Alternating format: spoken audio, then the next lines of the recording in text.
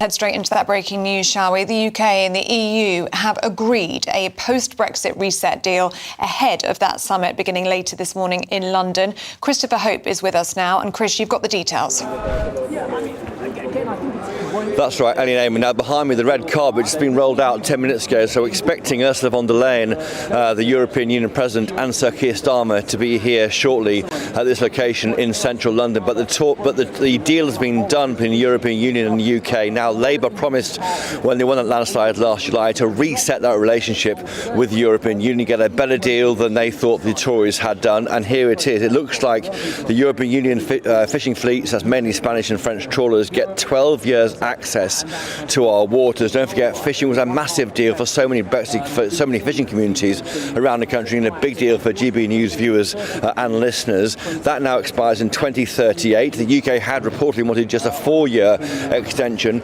In return, we get an unlimited lifting of checks on farming and food going to and fro between the European Union and the UK, the so-called phytosanitary deal. That is a good news, but we become rule takers, not rule makers. So the concern there is that we have to abide by European Union standards. That may make it harder to do global trade deals. That's a concern.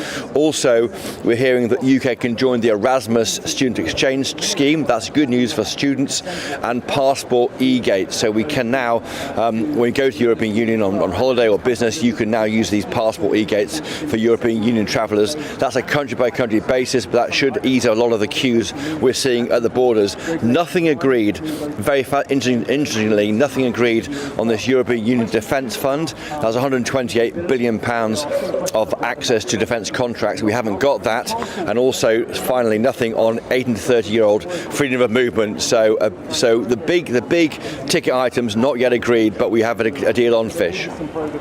Good to hear. Thank you very much indeed, Christopher. Let's go to the Business and Trade Secretary. I'm delighted to welcome Jonathan Reynolds, who we can hear from this morning. Secretary of State, let's just try and put this simply, because there's a lot of news emerging, and it's just trying to get it clear. Is this a good deal or a bad deal? If 10 was your best deal, how would you score this one out of 10?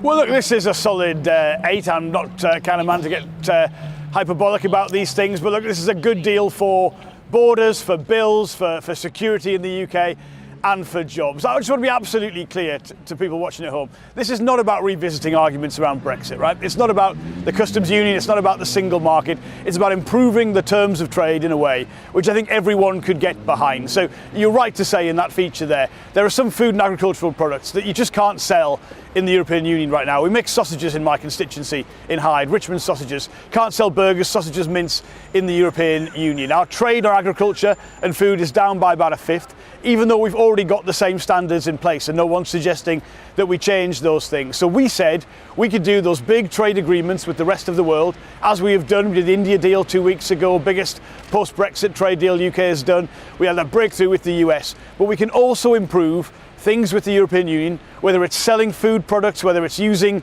e-gates when you go on holiday, whether it's bringing your pet with you, if that's what you want to do.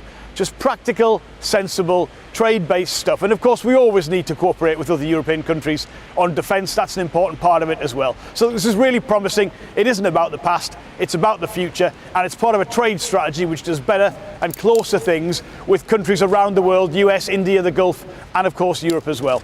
Right, well, we've had some reaction from Kemi Badenoch, the Conservative leader, who says 12 years access to British waters is 3 times longer than the government wanted. We've become a rule taker from Brussels once again. And she's got a point, hasn't she? I mean, people voted for Brexit. They voted to be rule makers, not rule takers. And this completely defeats the purpose, does it not? No, look, Kemi's wrong as ever. I would broadly say take whatever Kemi Badenoch says and don't listen to it, right? Let's be absolutely clear. Kemi doesn't support trade with Europe, with India, with the US, with China. I mean, who does she want to do trade with? Specifically on this rule taker point, we've got the same standards in place on food and agriculture.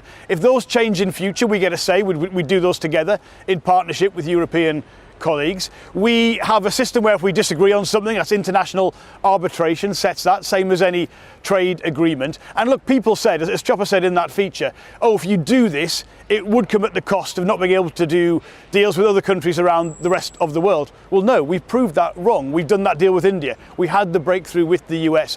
We have a manifesto commitment not to lower or to change food production standards in the UK. This is the sort of chlorinated chicken argument. We say we're never going to change that, and we're going to do closer trade with Europe and with the rest of the world. And we have proved that is possible. And look, at the end of the day, on all of these decisions, it's this place, it's the UK Parliament here in Westminster, which decides. That is the sovereign decision-making body. That is what people, I think, voted for in the referendum, and that's what this deal maintains. Well, you give me an 8 out of 10 for the deal, which sounds pretty good, but I'm getting the impression with you, Jonathan, that you're thinking, right, this is what we've got today. It might be different in 6 months' time. It might be different in a year. It's the beginning of something. Well, yes. I mean, look, there's some really big gains for everyone in the UK from what has been agreed today, and gains on the European side as well. Good trade deals are win-wins for both sides. But you're right to say it's got to be a process. I mean, look, we're always going to need to be talking to countries that are close to us, of whom we have a lot of trade with, and the EU as a whole is our biggest trading partner, double the trade we do with the US. So it's really, really important to us. There are some things I would have wanted additional to this deal. You never get anything that you want in any negotiation. I mean, we can talk about some of those things in future. But, if right now you are selling some food or agricultural products to the EU, you're going to wait a long time at the border. You're going to pay at least £200 for an export health certificate, even though the rules are the same already. Removing those things in a way which makes it easy to trade, reduces cost, reduces delays, that has got to make sense. And on things like using e-gates when you go abroad, again, just surely common sense that we can come to some sort of agreement on these things. Though, what the UK actually gets out of this deal, I mean, other than getting through the airport quicker through the e-gates. I mean, if you look at the fishing rights, have you sold out our fishermen? And you know politically how damaging that will be. The political support that you have in coastal communities and seaside towns, you have essentially just handed over to reform. No, completely disagree. So first of all, the situation doesn't change from what we have now, and the principle of some access to UK waters was already part of the terms of leaving the European Union. We're not changing any of that. Yes, it's got more certainty rather than the annual negotiations which were put into the 2026 agreement when we left. But look, what those people need, what those sectors need, it's not just about what you gain in terms of fishing in the UK, it's who you sell that product to. And a lot of the stuff, particularly shellfish, particularly salmon, we have major markets for in the European Union. So you've got to think about not just what you're catching, but who you're going to sell it to, how easy is it to do that. And at present, it is not easy. You talk to anyone, whether they manufacture chocolate or whether they sell shellfish into France, it's very slow, it's very difficult, it's costly. So there's big gains for that sector by removing those checks. And so you say, what have we gained? Well, we've gained, yes, it's easy, your life's going to be easy when you travel to Europe, but the big picture on the economy, on agriculture and food, don't forget that's our biggest manufacturing sector with a presence across every bit of the UK. Real gains for that. And on defence and security and tackling crime and illegal migration, some really important things on that side of the dial as well. So I would say win-wins for both sides, pragmatic, sensible stuff in the interests of everybody in every part of the UK. Jonathan, you talked about the dial there, and I just want to ask you in conclusion, if we saw that dial as the dial of a clock, is time on your side? So I didn't quite catch that, but in terms of the timing of the negotiations, look, I think very important to have done the US and India and then this, showing you can do those good, positive improvements to trade across the board and around the world. OK, Mr. Reynolds, thank you for your time this morning. Leave it there. Thank you, Jonathan. Well, let us know what you think on that one. gbnews.com/you'll say, especially if you're in a coastal community or a fishing village or a fishing town. How are you feeling about all of this? Well, let's take a little breather now.